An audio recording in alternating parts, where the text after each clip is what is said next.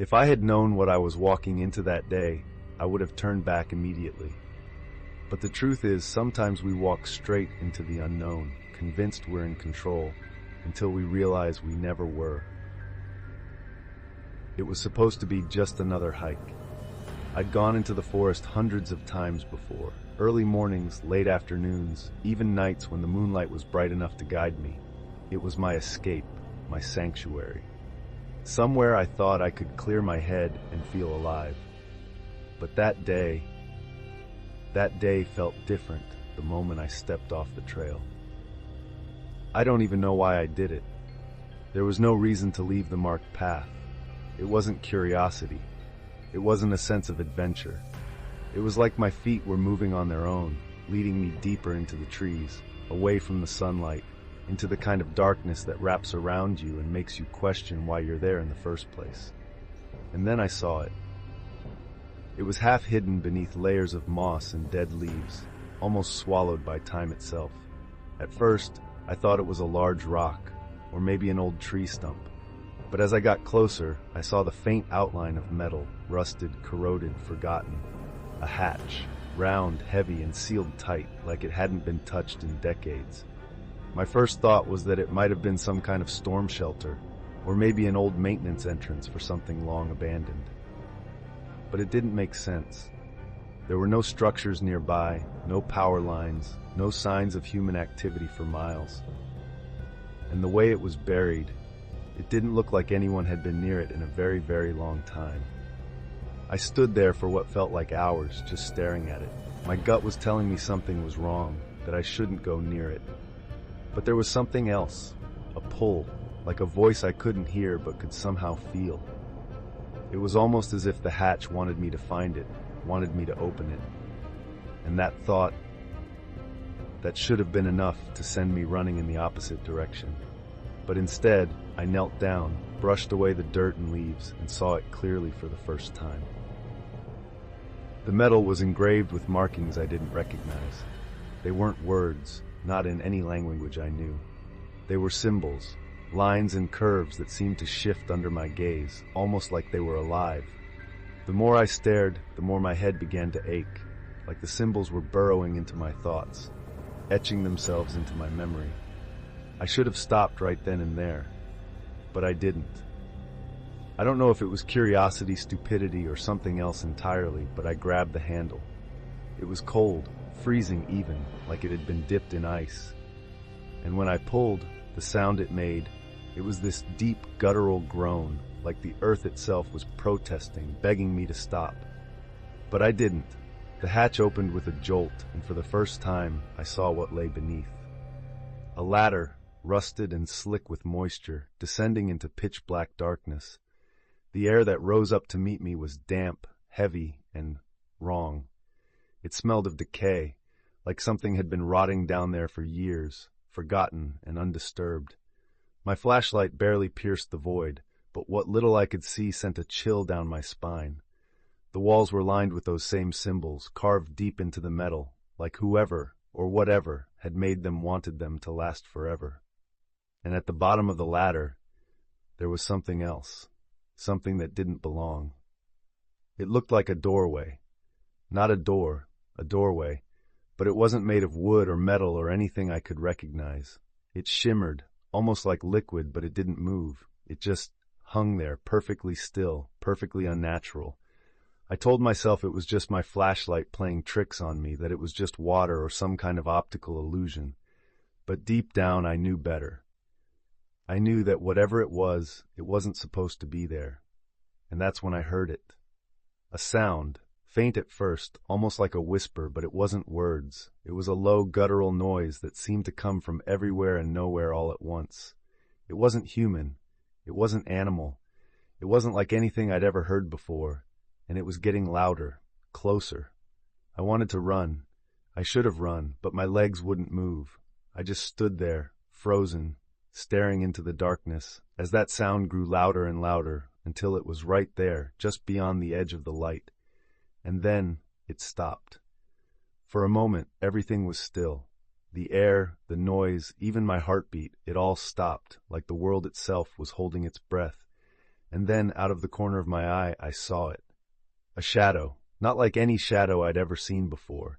It moved against the light, bending and twisting like it was alive, and then it stepped closer. If I had known what I was walking into that day, I would have turned back. But some things, they refuse to stay buried. I guess it's important you understand why I was even out there in the first place. You might think I'm just one of those thrill seekers, the kind of person who goes looking for danger because they think it's exciting. But that's not me. I'm an avid hiker, sure, and I've been walking those trails for years. But this was different. This time, I wasn't out there for the joy of it. I wasn't chasing adventure. I was running from everything else. Life has a way of piling things up on you. Problems, regrets, things you can't fix no matter how hard you try. It had been a rough year. Too many fights, too many sleepless nights, and too many times where I found myself staring at the ceiling, wondering how everything went so wrong. I thought maybe the forest could help. It always had before. There's something about being out there, in the middle of nowhere, where it's just you and the trees and the wind. It makes the noise in your head go quiet. At least, that's what I told myself. The forest I chose wasn't just any forest. It was remote, miles from the nearest town, surrounded by hills and valleys that seemed to stretch on forever. The locals called it Black Hollow. I'd heard the stories, of course. Everyone had. People talked about strange lights at night, flickering through the trees like lanterns with no one holding them. They talked about the noises, too. Low, mournful sounds that carried on the wind, like something was crying out from deep within the woods. And of course, there were the disappearances. They weren't common enough to make headlines, but they happened often enough that people noticed. A hunter here, a camper there, people who went in and never came back out. Most people stayed away from Black Hollow because of those stories. But me? I wasn't afraid. I'd been hiking my whole life, and I knew how to handle myself out there. Plus, I figured the stories were just that. Stories. The kind of tales people tell to scare each other, to make the forest seem bigger and darker than it really is. So, I packed a bag, grabbed my camera, and set off early that morning, determined to lose myself in the quiet for a while. The hike started out like any other. The trail was well worn, cutting through the trees in gentle, winding loops. The air was crisp, cool enough to make you pull your jacket a little tighter, but not so cold that it was uncomfortable. Birds chirped in the distance, and the sunlight filtered down through the canopy, casting dappled patterns on the ground. It was beautiful, peaceful, exactly what I needed. But as I got deeper into the forest, something changed. The air felt heavier, like the weight of the trees was pressing down on me. The birdsong faded, replaced by a strange, hollow silence. Even the wind seemed to stop, the leaves hanging still and lifeless on the branches. It was unsettling, sure, but I told myself it was just my imagination. I kept walking, pushing deeper into the woods, until I came across something I'd never seen before. It was a trail, or at least it had been a trail once. Now it was barely more than a faint line cutting through the undergrowth, overgrown with moss and vines. It wasn't marked, and it wasn't on any map I'd seen. I stopped and stared at it for a while, trying to decide if I should follow it. A part of me said no, that I should turn around and stick to the main path. But another part of me, well, let's just say curiosity has always been one of my weaknesses. I don't know what I was expecting to find. Maybe an old cabin, or a hidden stream, or some kind of forgotten landmark. But as I stepped off the main trail and onto that narrow, overgrown path, I couldn't shake the feeling that I was crossing some kind of boundary, like I was leaving one world behind and stepping into another. The deeper I went, the stranger it got. The trees were taller here, their trunks twisted and gnarled like something out of a nightmare. The light barely reached the ground, leaving everything bathed in shadow. And the silence, it was absolute. No birds, no wind, no rustling leaves. Just the sound of my own footsteps, crunching softly on the forest floor. And then I saw it. At first, I thought it was just a pile of debris, a mound of leaves and branches left behind by a storm. But as I got closer, I realized it wasn't natural. It was deliberate. Someone had gone to great lengths to cover something up. My heart started pounding as I reached down and brushed the debris away, revealing what lay beneath. A hatch. Round, rusted, and half buried in the earth, with strange markings carved into the metal. It looked ancient, like it had been there for decades, maybe longer, and it felt wrong, like it didn't belong there, like it didn't belong anywhere. I should have turned back. I should have walked away and never looked back. But instead, I stayed. I stared at that hatch, and the longer I looked, the stronger the pull became. It was like it was calling to me, whispering to me in a language I couldn't understand but somehow couldn't ignore. And before I knew it, my hand was on the handle and I was pulling it open. I thought I was ready for whatever I might find. I wasn't, not even close. The first thing I noticed was the air. It wasn't just cold, it was wrong. Heavier somehow, like it carried a weight you couldn't see but could feel pressing against your skin. And it carried a smell, too, faint, metallic, like rust and old blood. The kind of smell that makes your stomach churn before your brain even registers why. I should have left. I should have turned around, walked back up that trail, and pretended I never saw the hatch. But I couldn't. My hand was already on the handle, and the moment I touched it, I knew there was no turning back. The metal was ice cold, biting into my skin as I gripped it and pulled. The hatch didn't want to move. It groaned in protest like it hadn't been opened in years, maybe decades. But finally, with one last heave, it gave way, swinging open with a screech that echoed through the forest like a scream.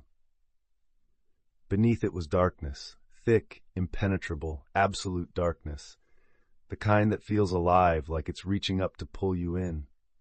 I stood there for a moment, staring down into that black void, my heart hammering in my chest. Then I saw the ladder, a rusted metal thing bolted into the side of a narrow shaft, disappearing into the shadows below. I hesitated, my flashlight trembling in my hand as I pointed it down. The beam barely penetrated the gloom, revealing only damp, peeling walls and the top rungs of the ladder. But something about that darkness, it felt alive, like it was breathing, waiting. I don't know what possessed me to climb down. Maybe it was curiosity. Maybe it was something else, something stronger, something that wanted me to. The first step onto the ladder was the hardest. The metal groaned under my weight, and for a split second I thought it might give way. But it held, and before I knew it, I was descending into the darkness, one rung at a time. The deeper I went, the colder it got. Not just cold, though. It was a damp, bone-deep chill that made my breath hitch and my fingers go numb. And the smell, God, the smell. It got stronger with every step. That same metallic tang, but now mixed with something else. Something rotting. I kept going, my flashlight clamped between my teeth, its flickering beam dancing over the walls. The paint, if you could call it that, was peeling away in long, curling strips, revealing patches of raw, crumbling concrete beneath. And etched into the walls were symbols. Strange, jagged shapes that didn't make sense, like someone had scratched them in a frenzy. I couldn't read them, but they felt wrong, like looking at them too long would put something in my head that I didn't want there. Finally, my feet hit solid ground. The bottom of the shaft opened into a narrow corridor, the walls slick with condensation, and the floor coated in a layer of grime that squelched under my boots. I swept the flashlight around, taking in the space. It was small, cramped, the ceiling low enough that I had to hunch slightly to keep from hitting my head, and it was silent. Not the kind of silence you get in an empty room, but a deeper, heavier silence. The kind that makes your ears strain for a sound, any sound, just to prove you haven't gone deaf. Then, I heard it. Faint at first, so faint I thought I was imagining it. A whisper, low and indistinct, like the sound of someone speaking just out of earshot. I spun around, shining my flashlight down the corridor, but there was nothing, just the walls, the floor, and the dark stretching out in front of me. I told myself it was the wind. It had to be the wind, even though there wasn't a breeze down here. There couldn't be. I forced myself to keep moving, my footsteps echoing softly in the confined space. The corridor twisted and turned, leading me deeper into the bunker. The air grew thicker, heavier with every step, until it felt like I was breathing through a wet cloth. And then I saw it, a small room off to the side, its door hanging half open. Inside, my flashlight revealed a desk, a chair, and shelves lining the walls, all coated in a thick layer of dust. But it was what was on the desk that caught my attention. A journal, small, leather-bound, its cover cracked and worn with age. I picked it up, my fingers leaving clean streaks on the dusty surface as I flipped it open. The handwriting inside was messy, frantic, the words scrawled across the pages as if the writer had been in a hurry or in a panic. Most of it didn't make sense. Disjointed sentences, half-formed thoughts. But there were a few lines that stood out, lines that sent a chill racing down my spine. We shouldn't have dug deeper. It's awake now. God forgive us. I was still staring at the journal when I heard it, a sound that froze the blood in my veins. A thud, loud and heavy, like something massive had just moved deeper within the bunker. I turned, my flashlight beam darting wildly across the walls, but there was nothing there. Nothing I could see anyway. It's just the building settling, I told myself, even though I didn't believe it. My hands were shaking as I shoved the journal into my bag and stepped back into the corridor. The air felt different now, charged almost, like a storm was building just out of sight. And those whispers, they were louder now. Closer. I could almost make out words, but they didn't sound like any language I knew. They didn't sound human. The hallway stretched on, impossibly long and winding, as if the bunker itself had grown since I entered. My breathing was shallow, my footsteps muffled by the damp grime underfoot. But every sound I made felt magnified, echoing back to me in mocking whispers, as if the walls themselves were alive and listening. I kept my flashlight trained ahead, the weak beam barely slicing through the suffocating darkness. It flickered now and then, and each time it did, my heart skipped a beat. Then I saw it, the first door. It was ajar, just enough to reveal a sliver of what was inside. As I approached, I noticed something on the wood, deep gouges running vertically across the surface, as though something with claws had tried to tear it apart. I froze, staring at those marks. They weren't old. The edges were clean, the wood splintered fresh. Whatever made them, it had been here recently. I pushed the door open, the rusted hinges letting out a screech that cut through the silence like a knife. Inside was a small, windowless room. The walls were bare concrete, stained with patches of something dark and unidentifiable, and on the floor, scattered haphazardly, were photographs. Dozens of them, yellowed with age but still intact. I crouched down, picking one up with trembling fingers. It was a black and white image of a man, middle-aged, standing in front of what looked like the entrance to this bunker. His face was stoic, expressionless, but his eyes, they'd been scratched out, not by time or decay, but deliberately, as if someone, or something, didn't want him to be seen. I looked at another photo, a woman this time, standing in the same spot. Her eyes, too, were gone, gouged out by the same angry hand. There were children in some of the photos, their smiles frozen in time, but their eyes were missing as well. I felt bile rise in my throat as I realized every single photograph had been defaced the same way. Whoever or whatever had been here didn't want them remembered. Or maybe it didn't want them watching. I backed out of the room, my hands shaking so badly I nearly dropped the flashlight. The beam flickered again, the bulb buzzing faintly, and for a terrifying moment it went out entirely. I was plunged into total darkness, the air around me pressing in like a vice. I could hear my heart pounding, feel the sweat dripping down my back, and then I heard it. My name. It wasn't loud, it was soft, almost tender, like a friend calling to you from another room. But there was no one else down here. There couldn't be. I spun around, the flashlight stuttering back to life just in time to reveal nothing, just the empty hallway behind me. But the sound had been real. I knew it had. It had come from somewhere ahead, deeper in the bunker. Against all reason, I moved toward it, the whisper still echoing in my ears. That's when I saw the second door. This one was different, heavier, reinforced steel with a thick padlock hanging from its handle. The paint on the door was chipped and peeling, revealing patches of rust beneath, and on its surface, scratched into the metal with something sharp, were words, "Do not open." Below them, in what looked like dried blood, was a smear of handprints, as if someone had been clawing at the door, begging to be let in or out. I reached out, my fingers brushing the cold surface of the door, and then I heard it, a sound from the other side, heavy breathing, deep and labored, like the breath of some massive animal. It was faint, almost imperceptible, but it was there. My hand froze, every instinct in my body screaming at me to run, but my feet wouldn't move. I couldn't look away.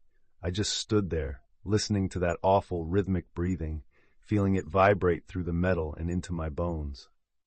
I don't know how long I stood there, but eventually I forced myself to move, stumbling away from the door and back into the corridor.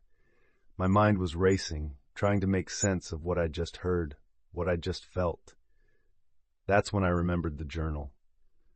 I fumbled with my bag, pulling it out and flipping through its pages again, desperate for answers. Most of the entries were the same disjointed ramblings, but near the end, the handwriting grew messier, the words almost illegible. "We were wrong. It's not sleeping. It never was. If you find this, leave now." And then scrawled across the very last page, in letters so large they almost tore through the paper, were the words, "It's watching you." The moment I read those words, I heard it again, a sound. Not the heavy breathing from behind the steel door, but something else. A tapping. Soft at first, like the sound of fingers drumming against the wall, but it was growing louder, faster, closer. I turned, my flashlight darting back and forth, the beam trembling as badly as my hands. The tapping was everywhere now, echoing down the corridor from all directions. And then it stopped. Dead silence. My breath caught in my throat as I scanned the darkness, my pulse hammering in my ears. And that's when I saw it. A shadow, not my own, not a trick of the light. It darted across the hallway ahead of me, quick and silent, disappearing around the corner before I could even process what I was seeing. My stomach dropped. I wasn't alone down here. I never had been. I stood in front of the steel door, every instinct in my body screaming at me to turn around, to leave, to never look back. But there was something about it, a pull, a compulsion I couldn't explain. My hands trembled as I reached for the padlock. It was old, rusted, and surprisingly easy to break. The chain fell to the ground with a heavy clang that echoed down the corridor like a death knell. For a moment I just stood there staring at the scratched words, "Do not open." My heart hammered in my chest, my breath shallow and rapid. But then, as if possessed by some force beyond my control, I pushed. The door groaned, heavy and reluctant, as it swung open. The first thing that hit me was the smell, a foul, putrid stench that made my stomach lurch. It was a mix of decay, damp earth, and something chemical. My flashlight beam wavered as I stepped inside, illuminating what lay beyond. It wasn't just a room. It was a cavern, a massive, sprawling expanse that stretched far beyond what should have been physically possible beneath the forest. The walls were covered in pulsating growths, fleshy, vein masses that throbbed rhythmically, almost as if they were alive. Strange artifacts littered the ground, objects made of an unrecognizable black metal, twisted into unnatural shapes. Symbols were etched into the cavern floor, glowing faintly with an otherworldly light. And then I saw it. At first it was just a shadow, blending into the darkness at the far end of the cavern, but as I stepped closer my flashlight caught it. A figure, pale, humanoid, but impossibly grotesque. Its limbs were too long, bending at unnatural angles. Its eyes, if you could call them that, were hollow pits, dark and endless. And its mouth, God, its mouth. It stretched far too wide, filled with jagged, mismatched teeth. It didn't speak. Instead, it made a series of guttural clicks and wet, choking sounds, like it was trying to mimic human speech, but failing miserably. It turned its head toward me, those hollow eyes locking onto mine. For a moment, we just stared at each other, and then it moved. It came at me with a speed I couldn't comprehend. its elongated limbs propelling it forward in jerky, unnatural movements. I didn't think. I just ran. My feet pounded against the metal floor as I bolted back toward the hallway, the flashlight bouncing wildly in my grip. Behind me, I could hear it, its claws scraping against the walls, the guttural clicks growing louder and more frantic. I didn't dare look back.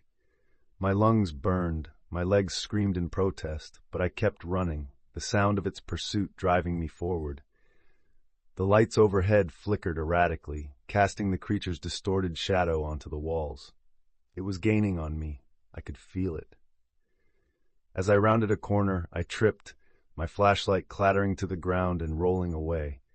Darkness swallowed me, thick and oppressive. I scrambled to my feet, grabbing the flashlight just as the beam flickered back on. And there it was. The creature was only a few feet away, its twisted body crouched low like a predator ready to pounce. Its mouth opened wide, emitting a guttural screech that shook me to my core.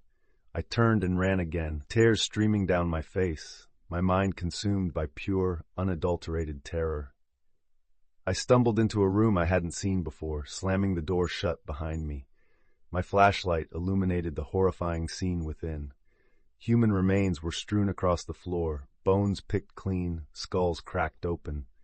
Symbols were scrawled across the walls in what looked like blood, surrounding a makeshift altar. On the altar lay an ancient book, its pages covered in the same glowing symbols I'd seen in the cavern. The creature was pounding on the door now, its guttural screeches reverberating through the room. I had seconds, maybe less. Desperation took over. I grabbed the book, flipping through its pages, hoping for something, anything that could help. My eyes landed on a page with a symbol that matched one on the wall. Next to it was a diagram depicting a trap, a way to contain something. I didn't have time to think. I just acted. Using the bloodied remains in the room, I recreated the symbols as best I could, smearing the glowing substance from the cavern onto the floor in a desperate attempt to activate whatever ritual this was. The door burst open just as I finished, the creature lunging toward me with a deafening screech. But as it crossed the threshold, the symbols flared to life, bathing the room in an intense, blinding light. The creature stopped, its body convulsing violently as the symbols trapped it within the room. It let out a final, blood-curdling scream, a sound that seemed to pierce through my very soul, before collapsing to the ground. I didn't wait to see if it was dead or simply contained. I grabbed the book and ran, my legs barely carrying me back through the maze of corridors. I reached the entrance, clawing my way up the ladder and out into the forest. The cool night air hit me like a wave, but I didn't stop. I ran and ran until I was far away from the bunker, far away from the thing I'd unleashed. As I collapsed onto the forest floor, gasping for breath, I heard it one last time, a faint, guttural click carried on the wind. It was still down there, and it wasn't alone. I don't remember much of the walk back to my car. My body moved on instinct, my mind struggling to process what I'd just survived. By the time I reached the trailhead, the first hints of dawn were creeping over the horizon. The soft light should have brought relief, but it didn't. My skin crawled, every nerve in my body still on high alert. It felt like something was watching me, following me, even as I sped down the empty road back toward town. When I finally got home, I locked every door and window, pulled the curtains closed, and sat in the middle of my living room, clutching the strange book I'd taken from the bunker. My hands were shaking so badly I could barely keep hold of it. I knew I should have left it behind, but something wouldn't let me. It felt important, like it held answers, or maybe it was just my paranoia whispering that I might need it again. The first night was restless. Every creak of the house, every rustle of wind outside sent my heart racing. I barely slept, and when I did, the dreams were worse. I was back in the bunker, running endlessly through those narrow corridors. The creature's guttural clicks echoed all around me, growing louder and louder until I woke up gasping for air. But it didn't stop when I woke up. I started noticing things. Little things at first. My keys weren't where I left them. Lights flickered more often than they ever had before. I'd hear faint noises, tapping, whispering, just on the edge of my hearing. And the shadows, they didn't feel right. At night, I'd catch glimpses of movement in the corners of my vision. When I turned to look, nothing was there. At least, that's what I told myself. It wasn't just my imagination. I know it wasn't. One night, I came home from work and found the book lying open on my kitchen table. I hadn't touched it in days, hadn't even gone near it. The pages were flipped to one of the diagrams I'd seen in the bunker, the glowing symbols faintly etched into the paper. My heart sank as I read the words scrawled in jagged handwriting at the bottom of the page. It sees you. I slammed the book shut and shoved it into a box in the closet, piling everything I could on top of it. But that didn't help. The noises grew louder. The tapping on the windows started, faint at first, but persistent. I told myself it was just the wind, even as the taps started forming a pattern. 3 slow taps, followed by 2 quick ones, over and over again. And then there was the dream, the one that made me realize I hadn't escaped at all. In the dream, I was lying in bed, unable to move. The room was pitch black, but I could feel something standing at the foot of my bed, watching me, breathing. The guttural clicking started again, soft at first, but growing louder and louder until it was deafening. I woke up drenched in sweat, my chest heaving, only to realize the sound hadn't stopped. It was coming from the hallway. I didn't move. I couldn't. I just lay there frozen as the clicks grew closer. And then, just as suddenly as they'd started, they stopped. The silence was worse. It stretched on for what felt like hours, broken only by the faint sound of tapping on the bedroom window. That was last night. I haven't slept since. I'm sitting here now, writing this down, hoping it'll help me make sense of everything. But the more I write, the more I realize I brought something back with me. Something I can't explain. Something I can't get rid of. The tapping has started again. It's coming from the window behind me. I can hear it right now, 3 slow taps followed by 2 quick ones. Over and over. I won't look. I can't. But I know it's there, watching me. If you're reading this, don't go into the woods. Don't go looking for the bunker. And whatever you do, if you hear the tapping, don't answer it. It's getting closer. I don't think I can... So, what do you think? Should I have opened that door? Would you have made the same choices I did? Or should I have run the moment I saw the first signs of trouble? I'd love to know what you would have done in my place. Share your thoughts in the comments below. Maybe you'll see something I missed, something that could have saved me from all of this. And hey, if you want more stories like this, real encounters with the unexplainable, don't forget to hit that like button, subscribe, and share this video with someone who loves a good scare. Trust me, there's more to tell. Because this wasn't the only time I've come face to face with something otherworldly. Stay tuned for my next story. It's one I've been too afraid to talk about until now. But before you go, do you hear that?